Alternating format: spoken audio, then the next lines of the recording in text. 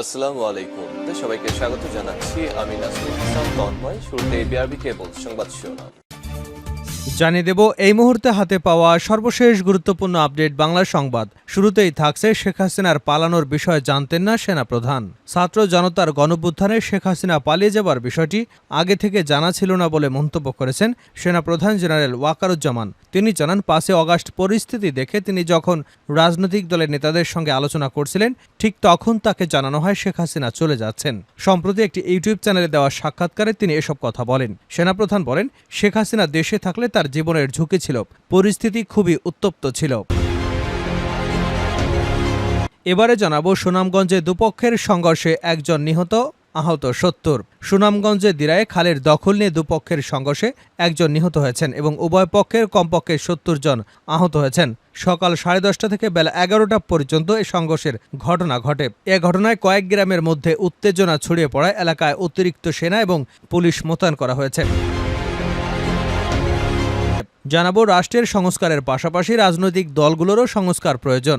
গণ আন্দোলনের বিজয় যাতে নস্যাৎ না হয় সেদিকে খেয়াল রাখার আহ্বান জানিয়েছেন বিভিন্ন রাজনৈতিক দলের নেতারা। তারা বলেছেন, রাষ্ট্র সংস্কারের কাজ শুরু হয়েছে, রাষ্ট্রের পাশাপাশি রাজনৈতিক দলগুলোরও সংস্কার প্রয়োজন। এ বিষয়ে এখনই উদ্যোগ নিতে হবে। এদিকে এস আলম গ্রুপের সঙ্গে চুক্তি বাতিল করল জ্বালানি মন্ত্রণালয়। এস আলম গ্রুপ ও ইস্টার্ন রিফাইনারি লিমিটেডের ইউনিট 2 প্রকল্পটি বাস্তবায়ন প্রস্তাব বাতিল করেছে বিদ্যুৎ, জ্বালানি ও খনিজ সম্পদ মন্ত্রণালয়ের জ্বালানি বিভাগ। বৃহস্পতিবার বিদ্যুৎ, জ্বালানি এবং খনিজ সম্পদ মন্ত্রণালয় থেকে পাঠানো এক বিজ্ঞপ্তিতে এ তথ্য জানানো হয়।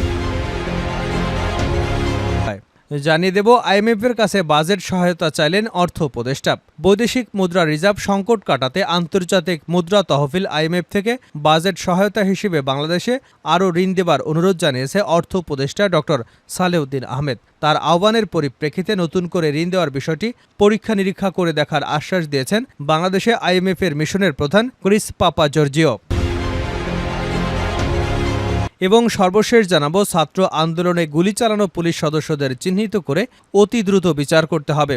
বৈষম্য বিরোধী ছাত্র আন্দোলনে যেসব পুলিশ সহ বিভিন্ন বাহিনীর সদস্যরা নিরীহ নিরস্ত্র সাধারণ শিক্ষার্থীদের উপর গুলি চালিয়েছে তাদের দ্রুত চিহ্নিত করে বিচারের মুখোমুখি করতে হবে।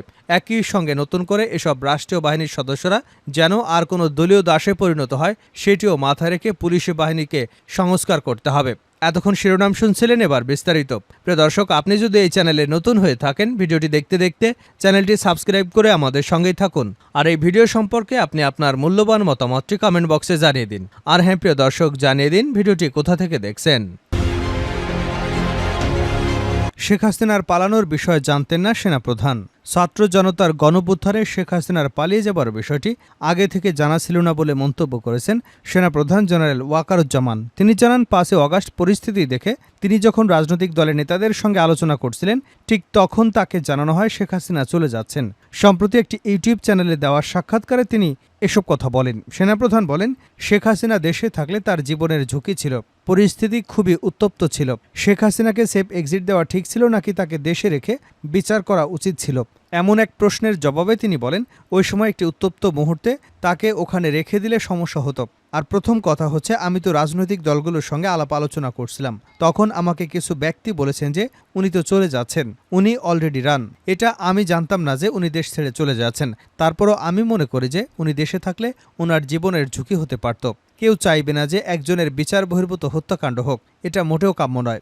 অন্তর্বর্তীকালীন সরকারকে সেনাবাহিনী সহযোগিতা করছে বলেও জানান সেনাপ্রধান। 16 বছরের জঞ্জাল 16 দিনে তো মিটবে। সেনাবাহিনীর মধ্যে এখনও অনেকেই শপথে রয়েছেন, তাদেরকে সরানো হচ্ছে না কেন, এমন প্রশ্নের জবাবে তিনি বলেন, এখনও তদন্ত চলছে, তদন্ত শেষ হলে অবশ্যই ব্যবস্থা নেওয়া হবে। অনেক ইস্যু আছে, সেগুলো তদন্ত হচ্ছে, এজন্য আমরা সময় নিচ্ছি। প্রমাণ লাগবে, প্রমাণিত না হলে কারো বিরুদ্ধে ব্যবস্থা নেওয়া যায় না। সেনাবাহিনী এখনও কেন ব্যারাকে যাচ্ছে না, তাদের এখন মাঠে থাকা উচিত কিনা, এই প্রশ্নের জবাবে জেনারেল ওয়াকারুজ্জামান বলেন, আমরা তো যেতে চাই, যত তাড়াতাড়ি সম্ভব চলে যেতে চাই, তবে সম্ভবত আমাদের আরও কিছুকাল থাকতে হবে, কারণ পুলিশ এখনও তাদের দায়িত্ব নেবার মতো অবস্থায় নেই। পুলিশ প্রায় অকার্যকর হয়ে গিয়েছিল, এখনও দায়িত্ব নেবার মতো হয়নি। তারা দায়িত্ব নেবার মতো হলে অবশ্যই আমরা ফেরত চলে যাব। তিনি বলেন, আমি আশাবাদী সবাই একসঙ্গে যদি কাজ করি তাহলে দেশ সংস্কার করা সম্ভব হবে এবং আমরা একটি সুন্দর গণতান্ত্রিক প্রক্রিয়া যেতে পারব। আমি এ সরকারকে সাহায্য করছি, এখান থেকে ফেরত যাবার কোনো অবকাশ নেই। জনগণকে ধৈর্য ধরতে হবে।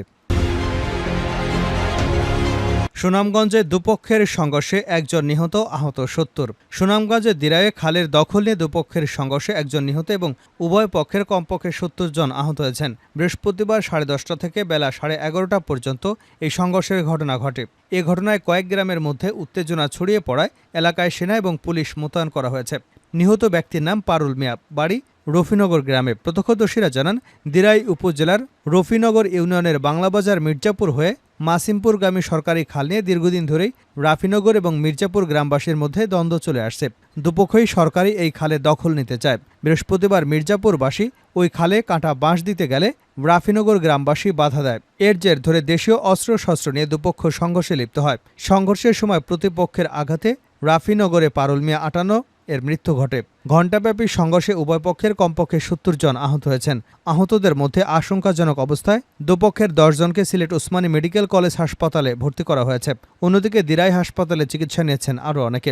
দিরাই থানার ওসি ইখতিয়ার উদ্দিন চৌধুরী জানান, 2 গ্রামবাসীর সংঘর্ষে একজন মারা গেছেন। ঘটনাস্থলে পুলিশ এবং সেনাবাহিনী পাঠানো হয়েছে। রাষ্ট্রের পাশাপাশি রাজনৈতিক দলগুলোরও সংস্কার প্রয়োজন। গণ আন্দোলনের বিজয় যাতে নস্যাৎ না হয়ে যায় সেদিকে খেয়াল রাখার আহ্বান জানিয়েছেন বিভিন্ন রাজনৈতিক দলের নেতারা। তারা বলছেন, রাষ্ট্রের সংস্কারের কাজ শুরু হয়েছে। রাষ্ট্রের পাশাপাশি রাজনৈতিক দলগুলোরও সংস্কার প্রয়োজন। এ বিষয়ে এখনই উদ্যোগ নিতে হবে। বৃহস্পতিবার বিকেলে ঢাকা রিপোর্টার্স ইউনিটিতে রাষ্ট্র সংস্কার আন্দোলন আয়োজিত জুলাই গণঅভ্যুত্থানের আকাঙ্ক্ষা বাস্তবায়নে অন্তর্বর্তীকালীন সরকারের দায়িত্ব ও অভ্যুত্থানের স্পিরিট রক্ষায় করণীয় শীর্ষক সংলাপে এসব কথা বলেন নেতারা। রাষ্ট্র সংস্কার আন্দোলনের সমন্বয়ক হাসনাত কায়েমের সঞ্চালনায় সংলাপে বক্তৃতা করেন গণফোরামের সাধারণ সম্পাদক অ্যাডভোকেট সুব্রত চৌধুরী সহ আরও অনেকে। আলোচনায় অংশ নিয়ে গণফোরামের সাধারণ সম্পাদক সুব্রত চৌধুরী বলেন, সংস্কার দরকার রাজনৈতিক দলগুলোর মধ্যে। সবাই যদি দাবি দেওয়া নিয়ে উৎপাতের সুযোগ করে দেয় তাহলে সংস্কার হবে না, আবারও 1-11-র মতো হবে।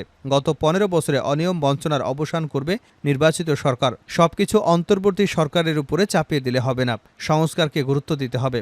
বিএনপির সমালোচনা করে নাগরিক ঐক্যের সভাপতি মাহমুদুর রহমান মান্না বলেন, রক্তের দাগ শুকানোর আগেই দলটি যা ঘটালো তাতে জনগণের সমর্থন হারিয়েছে।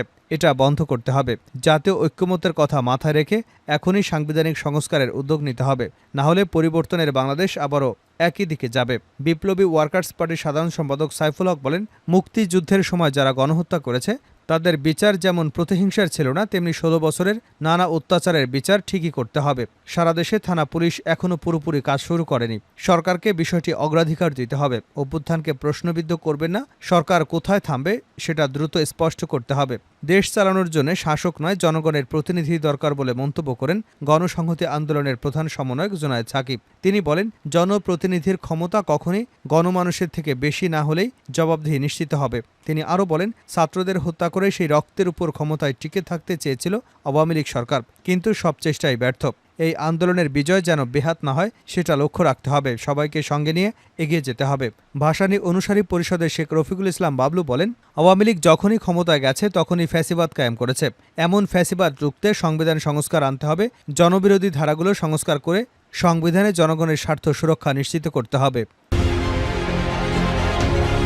এসালম গ্রুপের সঙ্গে চুক্তি বাতিল করল জ্বালানি মন্ত্রণালয়। এসালম গ্রুপ এবং ইস্টার্ন রিফাইনারি লিমিটেড ইউনিট 2 প্রকল্পটি বাস্তবায়ন প্রস্তাব বাতিল করেছে বিদ্যুৎ, জ্বালানি ও খনিজ সম্পদ মন্ত্রণালয় বিভাগ। বৃহস্পতিবার বিদ্যুৎ, জ্বালানি এবং খনিজ সম্পদ মন্ত্রণালয় থেকে পাঠানো এক বিজ্ঞপ্তিতে এ তথ্য জানানো হয়। বিজ্ঞপ্তিতে বলা হয়, ERL এর প্রস্তাবিত ইনস্টলেশন অব ERL ইউনিট 2 প্রকল্পটি এসালম গ্রুপের মধ্যে সরকারি বেসরকারি যৌথ উদ্যোগী চুক্তির আওতায় বাস্তবায়ন প্রস্তাব বাতিল করা হলো। একই সঙ্গে প্রকল্পটি DPP বৈদেশিক মুদ্রার হালনাগাদ রেট অনুযায়ী প্রাক্কালন এবং সমস্ত ক্রয় পরিকল্পনা PPR 2008 অনুযায়ী প্রণয়নপূর্বক পরিকল্প কমিশনে পুনর্গঠিত DPP বাংলাদেশ পেট্রোলিয়াম কর্পোরেশনে পাঠানোর সিদ্ধান্ত নেওয়া হয়েছে। প্রসঙ্গত, বেসরকারি গ্রুপ এসালম সরকারি প্রতিষ্ঠান BPCর মালিকানাধীন তেল শোধনাগার সংস্থা ERL এর দ্বিতীয় ইউনিট প্রকল্প বাস্তবায়নে আগ্রহ প্রকাশ করে চিঠি দেয় সরকারকে। এর আগে এই প্রকল্পটি ফ্রান্সের টেকনিপের অর্থায়ন এবং কারিগরিতে নির্মিত হবার কথা ছিল। এজন্য প্রায় 10 বছর কাজ চলে। প্রায় 1,500 কোটি টাকা খরচ করে সরকার।